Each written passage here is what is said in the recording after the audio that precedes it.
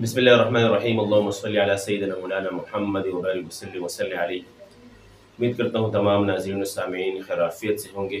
پچھلے دن میں نے ایک ویڈیو بنائی تھی کہ ابو بکر کس طریقے سے قاری بنا، یا دوسرا میں اس کو ایک مضمون دوں گا کہ میں مصر کی تلاوت کا جو طریقہ کار ہے کس طریقے سے میں سیکھ سکوں۔ تو اس سے متعلق میں نے بہت ساری باتیں کی تھی، مختصر طور پر میں وہ باتیں دوبارہ عرض کر دیتا ہوں، اور اس کے بعد جو اگلا کام ہے آپ نے جو کرنا ہے وہ بھی انشاءاللہ میں عرض کروں گا۔ سب سے پہلے وہاں بات عرض کی تھی کہ سب سے پہلے بچوں کو آپ نے شیخ عبدالباسط عبدالصمد صاحب کی تلاوتیں سنوانی ہے۔ ابتداءً آپ اگر چاہتے ہیں کہ بچہ قاری بنے، بہترین قاری، تو ناظرہ ہی سے آپ بچے کو شیخ باسط صاحب رحمہ اللہ کی تلاوتیں آپ سنانا شروع کریں۔ اور میں یہاں پر ایک بات ضرور یہ ایڈ کروں گا کہ جس وقت بچے اسکول جا رہے ہوتے، آپ نے نوٹ کیا ہوگا، میرے اس دن جا رہا تھا گراؤنڈ گیا، اور وہاں سے جب واپسی میں آ رہا تھا میرے ساتھ میری ایک چھوٹی بچی تھی، تو وہ آگے بیٹھے ہوئے اپنے ساتھ کبھی وہ پڑھتی تھی پاک سرزمین شاد آباد، کبھی ساتھ پڑھتی تھی لب پہ آتی ہے دعا بن کے تمنا میری، الٹا سیدھا پڑھ رہی تھی۔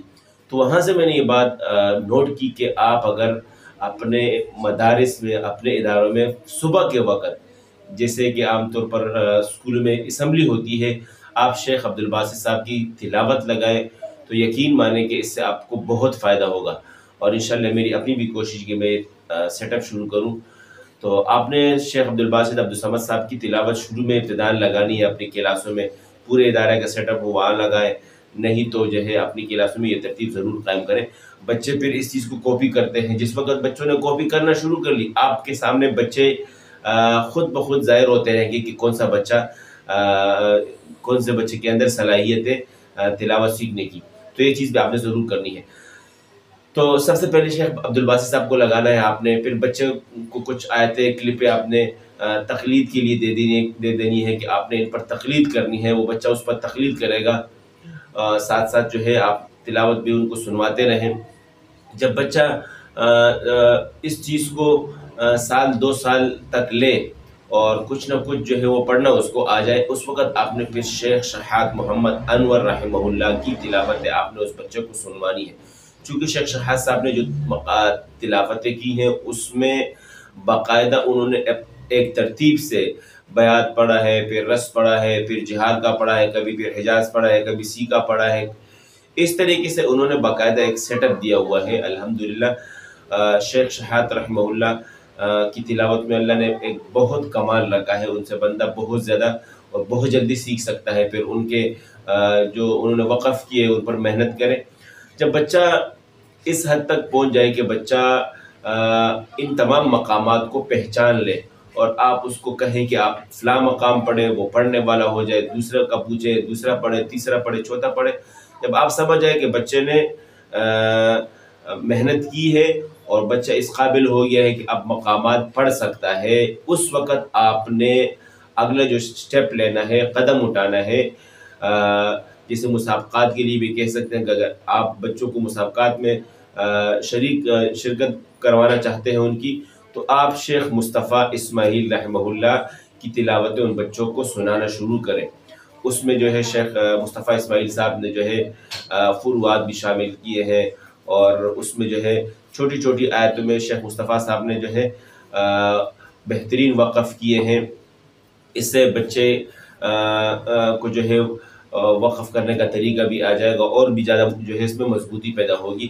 اور اس کے بعد اگر آپ بچے کو دیکھیں کہ بچے کی آواز کا لیول جو ہے اوپر ہے نیچے ہے، اکثر نیچے ہی ہوتا ہے، باریک آوازیں ہوتی ہے، اگر اوپر ہے تو اس میں پھر آپ شیخ تاروتی صاحب کو سنوا سکتے ہیں، اور شیخ محمود رمضان کو سنوا سکتے ہیں، اس طریقے سے شیخ اللیثی کو سنوا سکتے ہیں۔ اس کے بعد پھر آپ نے آگے جا کر شیخ محمود کو سنوانا ہے۔ اکثر و بیشتر دیکھا گیا ہے کہ اب جو نوجوان قاری ہیں یا ساتھی ہیں ہمارے لڑکے، وہ شیخ محمود شہاد کو شروع سے سننا شروع کر لیتے ہیں، اور وہ پھر اس پیچھے رہ جاتے ہیں، اوپر تک جو ہے زیادہ سفر نہیں کرتے ہیں۔ تو پہلے آپ نے بڑے قرآ کو سننا ہے، شیخ محمود کو سننا ہے، تو اس سے بہتر یہ ہے کہ آپ شیخ شہاد محمد انور کو سنیں۔ اکثر میں یہ مثال پیش کرتا ہوں کہ اگر آپ نے ایک فوٹو اسٹیٹ نکالنا ہے، اوریجنل چیز سے آپ فوٹو اسٹیٹ نکالیں گے، اس کی کاپی اچھی آئے گی۔ اگر آپ پھر اسی فوٹو اسٹیٹ سے دوبارہ फ़ोटो कॉपी निकालेंगे उससे तो उसका वो मज़ा नहीं होगा। तो अगर आपने शेख महमूद को सुनना है, कॉपी करना है, तो इससे बेहतर है कि आप उसके वालिद साहब को कॉपी करें, उसको सुने बार बार, इससे आपको ज़्यादा फ़ायदा होगा। तो साथ साथ ये है कि आपने इन बच्चों को अज़ानें सुनवानी है। अज़ानों में जो है बयात, हिजाज और रस्त, ये अज़ानें सुनवानी है। शेख हुज़ैफी साहब की, शेख अब्दुल बासित अब्दुल समद साहब की अज़ानें रस्त में मिलती है। इस तरीके से हिजाज की अज़ानें आपने सुनवानी है। इससे बच्चे क्या अंदर जो है ये सलाहियत पैदा होगी कि बच्चा उन जो दर्जात तो है जो दर्जात है तिलावत की, उन दर्जात को वो पहचान सकेगा और उसके दिमाग के अंदर पुख्ता हो जाएगी। फिर ये जो है खुशू वज़ू के लिए बहुत सारे क़ुरा हैं, शेख तबलावी साहब को सुनवा सकते हैं, शेख मुतवल्ली साहब को सुनवा सकते हैं। अदायगी के लिए जैसे सबसे पहले बताया गया कि शेख अब्दुल बासित साहब को जो है आप इब्तिदाअन सुनवाएं। तो ये तरीक़ाकार है बच्चों को क़ारी बनाने का। इंशाअल्लाह अब इस तरीके के मुताबिक बच्चों को अगर तैयार करेंगे, आपके बच्चे इंशाअल्लाह बहुत जल्द इस दर्जे पर पहुंच जाएंगे कि मुसाबक़ात में हिस्सा लें। उम्मीद करता हूँ आपको वीडियो पसंद आई होगी। इसी के साथ इजाज़त चाहता हूँ। अपना ख्याल रखिएगा। अल्लाह हाफ़िज़।